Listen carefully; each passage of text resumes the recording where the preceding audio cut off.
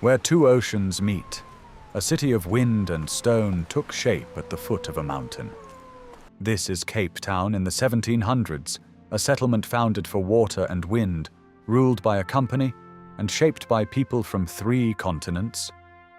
Here ships paused between Europe and Asia, gardens fed empires, and lives were bound together by trade, coercion, and astonishing resilience. Stand beneath Table Mountain and watch the century arrive with canvas and cannon, prayers and price lists, freedom and unfreedom in the same harbor. Cape Town began as a solution to a nautical problem. Europe's trade with Asia needed fresh water, vegetables, and safe anchorage halfway around the world. The Dutch East India Company, the VOC, turned the Cape into a refreshment station in the mid-1600s, and by the 1700s the system ran like clockwork. Gardens terraced the slopes below the mountain. Cattle came in from inland grazers. Barrels rolled to the quays as soon as a lookout flagged sails at the horizon. A city grew because the sea demanded it. The VOC ruled Cape Town like a fortress that kept books. Governors lived in the Castle of Good Hope, a star-shaped fort whose bastions faced both sea and town. Company officials recorded everything: wind and yield, births and punishments, prices of pepper and parcels of land. Law was a ledger. Within that order, private life found work. Coopers, carpenters, sailors, gardeners, cooks, translators. The city spoke Dutch in the ledgers, Malay and Afrikaans in the kitchens, and Khoekhoe and isiXhosa beyond the gates. It was a commercial Babel with a strict master. Table Mountain set the city's mood. Its flat summit held a cloth of cloud that locals called the tablecloth. When the southeaster blew hard, it became the Cape Doctor, scouring the air clean and giving relief from summer heat. Streets aligned themselves to survive this wind. Houses hugged courtyards and thick walls. Travelers described the light as unusually sharp, shapes cut against blue. Nature was not a view in Cape Town, it was an employer and a judge. The company's garden, begun for ship supplies, matured into a botanic classroom. Gardeners experimented with seeds from Asia and Europe, learning which greens survived salt wind and thin soil. Oranges, cabbages, onions, and herbs moved from beds to barrels and onto ships bound for Batavia or Amsterdam. In a century without refrigeration, these beds were military infrastructure and humanitarian service, preventing scurvy as surely as any doctor. The garden also became a promenade, where officials strolled between beds of medicine disguised as vegetables. By the early 1700s, the city was a meeting place more than a colony. Indigenous Khoekhoe herders traded cattle and labor, sometimes willingly, often under contracts that blurred consent. Enslaved people, brought from Mozambique, Madagascar, East Africa, Indonesia, and India, worked in homes, workshops, vineyards, and kitchens. Free burghers farmed wheat and wine in the hinterland and hauled it to the port. Sailors from every sea crowded the taverns of the Bo-Kaap. In one street you might hear Dutch curses, Cape Malay songs, and the click sounds of Khoekhoe speech before noon. Cape Town's elegance stood on unfree labor. In many homes, almost every task, hauling water, baking bread, sewing clothes, tending vines, fell to enslaved men and women. Some learned trades and languages, some bought freedom, many did not. The city developed a distinct slave society, with Creole customs, blended religion, and families knit across origins. The yearly slave lodge roll read like a map of the Indian Ocean. To describe the Cape truthfully is to keep this fact in view. Prosperity here was collective, but not equally chosen. Faith traveled with people. Dutch Reformed churches dominated public ritual, but the century also witnessed the rise of Cape Islam. Enslaved and free Muslims, many with Southeast Asian roots, gathered to pray in private homes until the first recognized mosques appeared late in the century in the Bo-Kaap. Imams taught Arabic script used to write Afrikaans, creating a unique written form of a growing spoken language. Faith was not only consolation, it was literacy, community, and quiet authority. The city lived by buying and selling. The company kept a monopoly on key goods, but markets sprawled anyway.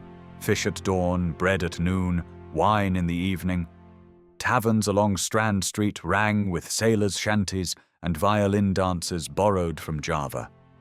Wine from Stellenbosch and Constantia travelled in ox wagons across the sandy isthmus, and bottles sailed onward to royal tables in Europe.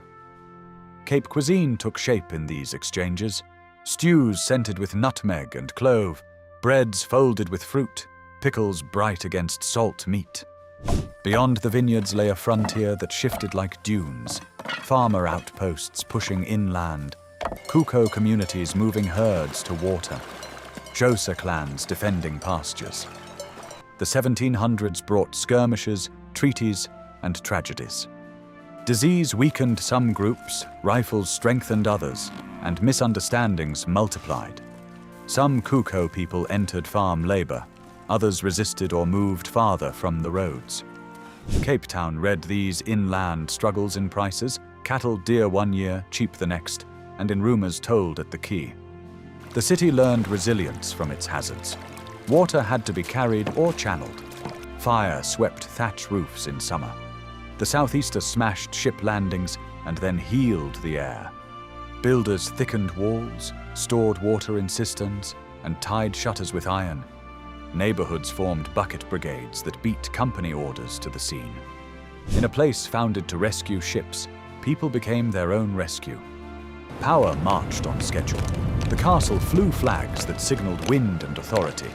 Cannons boomed to mark events and warn of storms. Punishments were public. Pardons too. Bureaucrats copied the world into registers and inventories. What was planted and cooked, married and buried, traded and lost.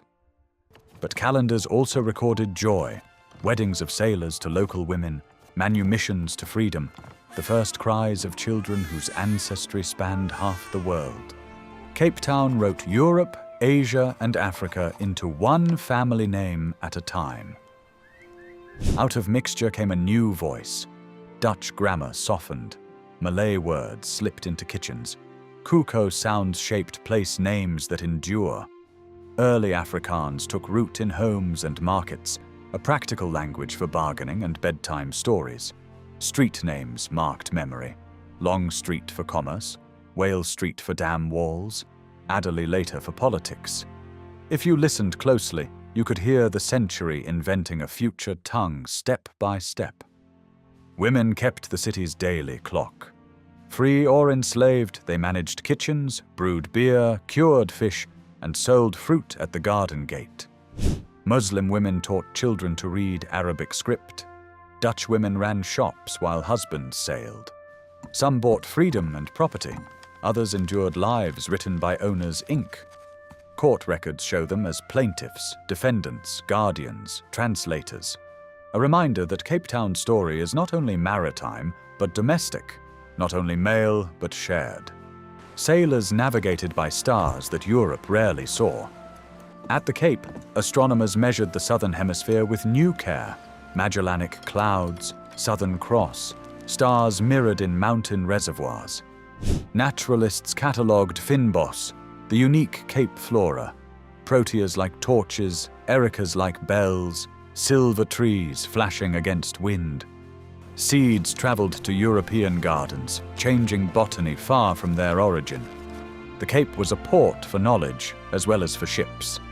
Mornings began with gulls and wheels. Midday baked white on lime-washed walls. Evenings smelled of spice and tar, and lamps drew a necklace of light along the quay. The mountain kept its own weather. The city made do. Children learned to read shadows on the slopes as sailors read clouds on the horizon. When fog swallowed the harbor, bells and voices took over, and neighbors counted by hearing. For most sailors, Cape Town was a pause, 30 days to mend sails and souls. They left coins, songs, illnesses, and sometimes families. For the city, those pauses were permanent. Each ship brought news of wars in Europe, court intrigues in Batavia, fashions from Amsterdam. Newspapers arrived months late and still felt urgent. The Cape learned patience as a political art. By the 1780s, the VOC weakened. Debt rose. War with Britain threatened sea lanes. Monopolies frayed. Free burghers demanded more say. Enslaved and free people pressed for rights and relief. The city felt a change in the wind. When the next century came with revolutions and invasions, Cape Town had already learned both order and improvisation. It would need both.